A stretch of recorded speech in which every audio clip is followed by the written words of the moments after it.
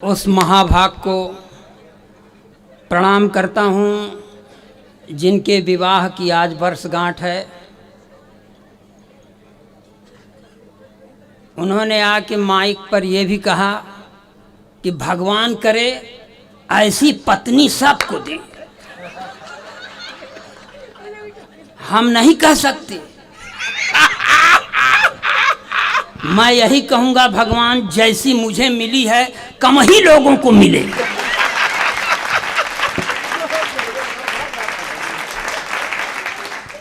ये जो बीच बीच में महाराजा रणजीत सिंह के खानदानी टोपा लगा के परोस रहे हैं, बंद हो जाएं। आप लोग थोड़ा सा मन बनाइएगा। मैं पत्नी के द्वारा प्रताड़ित 60 वर्षीय योद्धा आपके सामने खड़ा हूं, इसलिए जो भाव शेखर जी के हो सकते हैं हमारे नहीं हैं। मैं बता रहा हूं सर कि एक अदद मेरे पास भी पत्नी है सर, मांग में सिंदूर नहीं लगाती। मैंने कहा देख भाग्यवान ब्राह्मण के घर की बहू है, लगाया कर। बोलती है नहीं लगाती।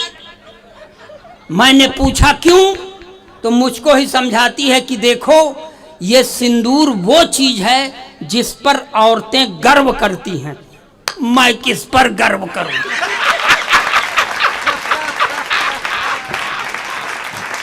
अरे वाह, जिंदाबाद जिंदाबाद। जब मैं अपने घर में ही सम्मान का पात्र नहीं हूं तो आपसे कितनी सम्मान की अपेक्षा करूं। भाई साहब, अगर आपके कोई गेस्ट हों, वीआईपी गेस्ट हों, तो सबसे आगे बैठाइए।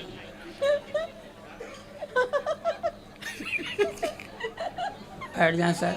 अगर सर आपको वहां जगह ना मिले तो यहाँ आइए, बैठिए, यहाँ जगह खाली। सर पे भी बिठा। अरे ये दिलेरी देखिए कि हम ऊपर बिठा रहे हैं आपको, आप तो हमको नहीं बुला के बिठा लिए।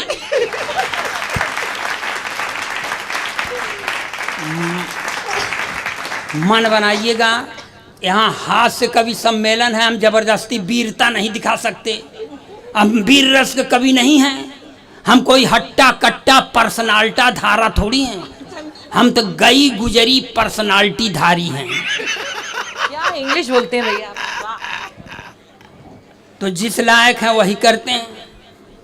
हमें ये सुनो, ये रणजीत सिंह के दामाद, अब तुम आगे वाली पंक्ति में मत आओ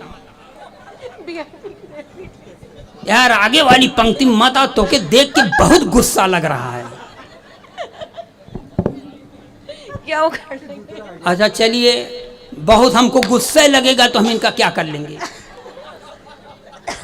अगर मंच पर जितने कवि हैं, अगर कोई बड़ा कवि है तो हालांकि बड़ा मैं भी हूँ, और यह बात सिर्फ मैं कहता हूँ, मगर फिर भी औपचारिकता निभाता हूँ कि मंच पर बैठे हुए कवियों को 1 बार प्रणाम, कवित्री को 2 बार प्रणाम, संचालक को 3 बार प्रणाम, और कसम भगवान की आप लोगों को 100 बार प्रणाम करता हूं। मैं प्रणाम इसलिए करता हूं कि इससे मुझे आपका आशीर्वाद मिलता है। प्रणाम इसलिए भी करता हूं कि इससे मेरी विनम्रता का बोध होता है। और प्रणाम इसलिए भी करता हूं कि यही देश की स्वस्थ माटी है, परिपाटी है। और प्रणाम इसलिए भी करता हूं कि इसके अलावा मैं आपका कुछ करने लायक ही नहीं हूं। सर, मैं ऐसा नहीं है कि मैं सर सरकार के नारी सशक्तिकरण के सख्त खिलाफ हूं। नारी सशक्तिकरण का मतलब पुरुष अशक्तिकरण। जो काम अपने खिलाफ है काहे माने, सरकार चिल्लात रहे नहीं मानते। ऐसा नहीं है सर कि मैं नारियों का सम्मान नहीं करता। मैं अपने प्रधानमंत्री से पूरी तरह प्रभावित हूँ। प्रधानमंत्री का नारा है बेटी बचाओ बेटी पढ़ाओ मगर पत्नी छोड़ दो। दूसरे की औलाद है छोड़ दो।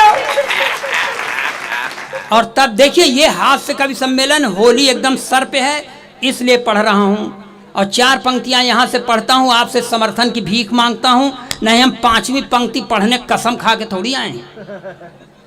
जो हैं पढ़े लिखे वो सब हैं संतरी बने, जो हैं पढ़े लिखे वो सब हैं संतरी बने, अपराधी माफिया हैं जो वो मंत्री बने, अपराधी माफिया हैं जो वो मंत्री बने, जो हैं पढ़े लिखे वो सब हैं संतरी बने, जिसने विवाह करके अपनी पत्नी छोड़ दी, जिसने विवाह करके अपनी पत्नी छोड़ दी, वो अपने देश में प्रधानमंत्री बने।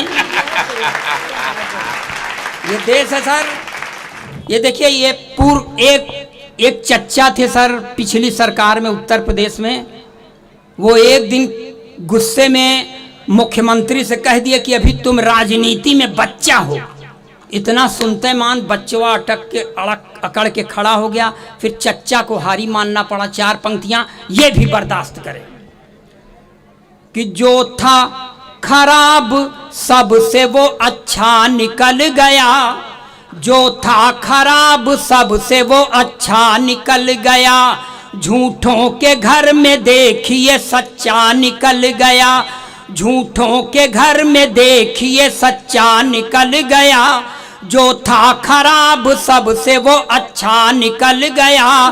चच्चा ने राजनीति में बच्चा जिसे समझा, चच्चा ने राजनीति में बच्चा जिसे समझा, बच्चा वही चच्चा कभी चच्चा निकल गया। वाह वाह वाह वाह।